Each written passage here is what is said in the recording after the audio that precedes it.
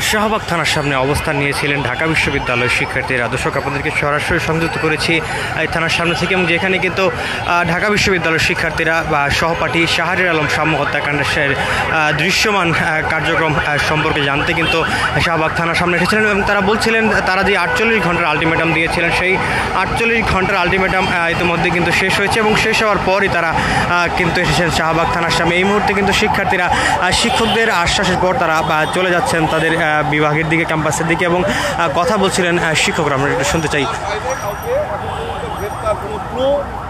আমরা পাইনি। আমাদের আশঙ্কা যদি এরকমটাই হয়ে থাকে, প্রত্যক্ষদর্শীদের বয়ানের মতে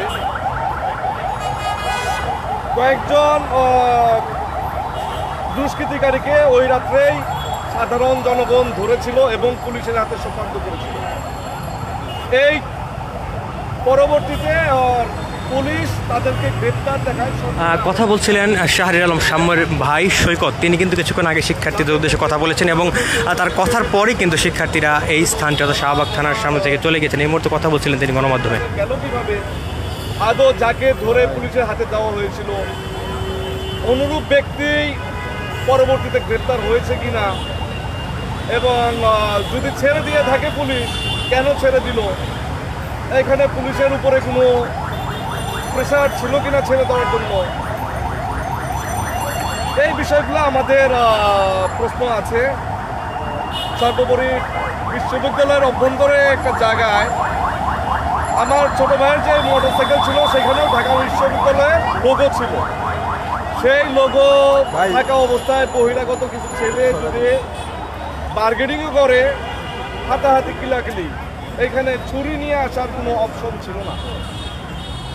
যারা খুন করেছে আমাদেরকে যে সমস্ত ছবি দেখানো হয়েছে, এরা টেস্ট পিপল, এরা যে রাগের মাথায় ছুরি মেরে বসবে এমনটা মনে হয় না। হত্যাকাণ্ড কেন হতে পারে? এটা হত্যাকাণ্ড সুনির্দিষ্ট কোনো কারণ আমার কাছে এখনো নাই, কিন্তু হত্যাকাণ্ড সংঘটিত হয়েছে এটা তো একদম সত্য। যারা হত্যাকাণ্ড ঘটিয়েছে এদেরও আমরা ছবি দেখেছি, কিন্তু এদেরকেও মনে হয় নাই এরা হচ্ছে অল্প বয়স্ক মানুষ, যারা হচ্ছে এই ধরনের পেশাতেই নিয়োজিত। খুন হত্যা সংগঠন করাই যাদের পেশা, এরকম দেখেই মনে হয়। তাহলে অবশ্যই আমার কাছে মনে হচ্ছে যে পরিকল্পিত ঘটনা এটা। শুধুমাত্র রাগের বশে এই ধরনের হত্যাকাণ্ড সংগঠিত হতে পারে না, তাও আবার বিশ্ববিদ্যালয়ের মতো অভ্যন্তরীণ বিষয়, এই ধরনের সংগঠিত হত্যাকাণ্ড হতে পারে না। বাঁচানোর পিছনে স্বার্থ কি হতে পারে? এখন যেটা প্রত্যক্ষদর্শীরা যেটা বলেছে, তাদের সাধারণ জনগণ দুইজনকে গ্রেপ্তার করেছিল, ধরেছিল, পুলিশকে ডেকেছে, পুলিশের হাতে তাদেরকে তুলে দিয়েছিল, পুলিশ তাদেরকে ছেড়েও দিয়েছে। এটা হচ্ছে প্রত্যক্ষদর্শীদের বয়ান। তাদেরকে কেন ছাড়া হইল, কেন পরবর্তীতে আবার হসপিটাল থেকে তাদেরকে গ্রেপ্তার করা হইল, এই বিষয়গুলোর উত্তর পুলিশ দিতে পারবে না। কোথায় কোথায় জখম করেছিল একটু যদি বলতেন বিস্তারিত। পোস্টমর্টেম রিপোর্ট অনুযায়ী 1.5 ইঞ্চি একটা চওড়া ফলা, যেটা হচ্ছে ডান পায়ের থোড়ার নিচ দিয়ে ঢুকে, আর্টিলারি ভেইন সম্ভবত কাটা গেছে। বুকের বাম পাশে একটা জখমের চিহ্ন ছিল, ব্লিডিং না, রক্ত জমাট জখম ছিল।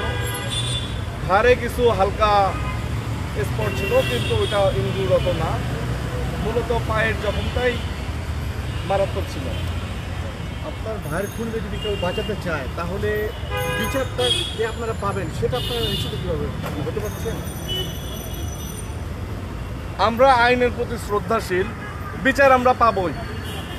সাময়িক সময়ের জন্য রাজনৈতিক ফায়দা হাসিলের জন্য হয়তো বিচারিক প্রক্রিয়া কিছুটা ডিলে করতে পারে, কিন্তু যারা এই প্রক্রিয়ার সাথে জড়িত থাকবে তাদেরকে আমরা চিহ্নিত করে তাদেরকেও কাঠগড়ায় তুলব। আমরা বিচার এই বাংলার মাটিতে অবশ্যই হবে।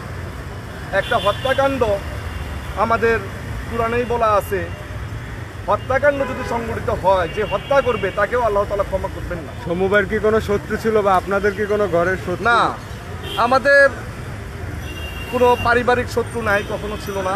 আমার ছোট ভাই সেও অন্তর্মুখী ছিল। আমার মা মারা যায় 2016 সালে। তখন সাম্য ইন্টারমিডিয়েট ফার্স্ট ইয়ারে পড়ে। আমাদের 4 ভাইয়ের মধ্যে ওই সবচেয়ে বেশি কষ্ট পেয়েছিল আম্মা মারা যাওয়ার পর। পরবর্তীতে ও ঢাকা বিশ্ববিদ্যালয়ে পড়ে, ও হলেও কম থাকতো, ও ম্যাক্সিমাম টাইম আমার ছোট ভাই ও ডাক্তার, পিজিতে ওএসডি এমডি কোর্স করতেছে, ধানমন্ডিতে থাকে। আমার ছোট ভাইয়ের ওয়াইফ দুইজনই বিসিএস ডাক্তার, ওদের সাথে সাম্যও থাকতো এবং সাম্য মোটামুটি পরিশ্রম করে জীবনযাপন করতো। বিভিন্ন জেলা শহরগুলোতে ও কোচিংয়ের ক্লাস নিতে যেত।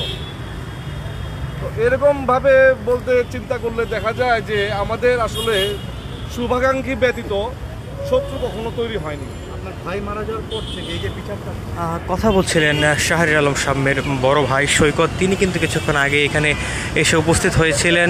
ঢাকা বিশ্ববিদ্যালয়ের শিক্ষার্থীরা কিন্তু শাহবাগ থানা ঘেরাওয়ের উদ্দেশ্যে 12:15টার দিকে এসেছিলেন শাহবাগ থানার সামনে এবং তারা রাজু ভাস্কর্যের পাদদেশে কিন্তু 11টার পর থেকে জড়ো হয়েছিলেন এবং তাদের সেই ছাত্র সমাবেশে কিন্তু ঢাকা বিশ্ববিদ্যালয়ের যে ভিসি রয়েছেন, উপাচার্য রয়েছেন, প্রক্টর রয়েছেন, এছাড়াও ছাত্র বিষয়ক পরিচালকও কিন্তু এসেছিলেন এবং তারা কিন্তু শিক্ষার্থীদের সাথে রাজু ভাস্কর্যদের পাদদেশে এসে সংহতি জানিয়েছেন এবং তারাও পুলিশ প্রশাসনের সাথে এসেছিলেন বলে কিন্তু তারা সে সময় দেখা গিয়েছিল এবং শিক্ষার্থীরা তার পরপরই কিন্তু একটি বিক্ষোভ মিছিল নিয়ে শাহবাগ থানার উদ্দেশ্যে আসেন এবং এইখানে এসে তারা কিন্তু ঘণ্টাখানেকের উপরে অবস্থান নিয়েছিলেন এবং শাহবাগ থানার সামনে এই সময় কিন্তু পুলিশ সদস্যদের সতর্ক অবস্থান ছিল।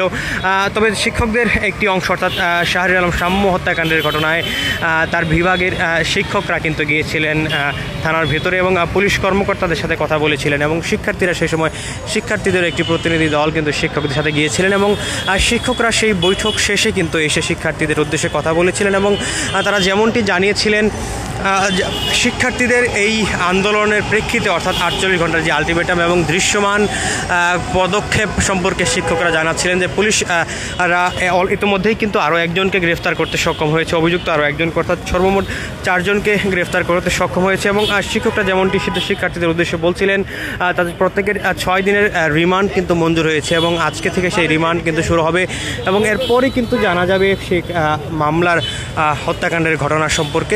তেমনটি কিন্তু শিক্ষকরা বলছিলেন। এই মুহূর্তে কিন্তু শিক্ষার্থীরা চলে গিয়েছেন শাহবাগ থানার সামনে যে অবস্থান ছিল সেই অবস্থান ছেড়ে তারা কিন্তু তাদের নিজ নিজ বিভাগের দিকে চলে গিয়েছেন এবং শিক্ষকরা বলছিলেন তারা বিভাগে গিয়ে তাদের পরবর্তী কর্মপরিকল্পনা অর্থাৎ শাহরিয়ার আলম সাম্য হত্যাকাণ্ডের বিচারের দাবিতে তাদের চলমান যে আন্দোলন সেই আন্দোলনের পরবর্তী পরিকল্পনা তারা বিভাগে গিয়ে তারপর জানাবেন এবং শিক্ষকদের এই কথার পর কিন্তু শিক্ষার্থীরা শাহবাগ থানার সামনে তাদের যে অবস্থান সেটি কিন্তু তারা ছেড়ে দিয়েছেন এবং ক্যাম্পাসের উদ্দেশ্যে ফিরে গিয়েছেন। এই মুহূর্তে শাহবাগ থানার অবস্থা পরিস্থিতি কিন্তু স্বাভাবিক রয়েছে এবং পুলিশ সদস্যরা যারা শিক্ষার্থীদের আন্দোলন ঘিরে অবস্থান নিয়েছিলেন তারাও কিন্তু ইতিমধ্যেই ভিতরে প্রবেশ করেছেন এবং ফটক কিন্তু এই মুহূর্তে খোলা রয়েছে।